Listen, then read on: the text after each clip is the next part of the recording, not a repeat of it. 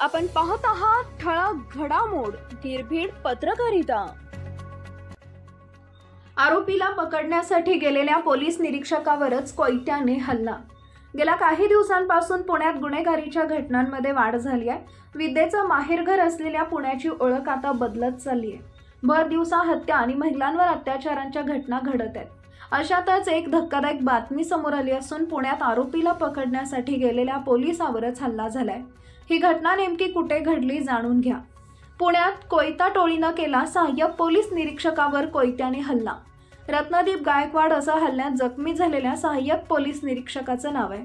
पुण्यातील रामटेकडी परिसरात कोयता टोळीच्या गुंडांना पकडण्यासाठी गेलेल्या सहाय्यक पोलीस निरीक्षकावर कोयता हल्ला टोळीने केल्यानंतर शहरात खळबळ उडाली।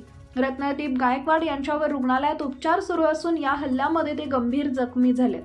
रत्नदीप गायकवाड यांच्यावर हल्ला करणाऱ्या गुंडाचं नाव निहाल सिंग असं आहे। पुणे पोलिसांवरच 1.5 दमडीची किंमत असलेले गुंड हल्ला करू लागले तर नागरिकही तक्रार करायला घाबरतील। पुण्यासारख्या शहरात सहाय्यक पोलीस निरीक्षकावर असा जीवघेणा हल्ला झाल्याने शहरात मोठी खळबळ उडाली आहे। पुणे पोलीस गुन्हेगारी तर आळा घालण्यासाठी कमी पडत आहेत का असा सवाल उपस्थित होतोय। कोयता गँगवर आळा घालण्यासाठी पोलिसांनी कोयता विकताना दुकानदारांना ग्राहकांकडून आधार कार्ड घेणं सक्तीचं केलंय। मात्र तरी सुद्धा कोयता गँगवर पोलिसांना आपला वचक ठेवता येत नसल्याचं दिसत आहे।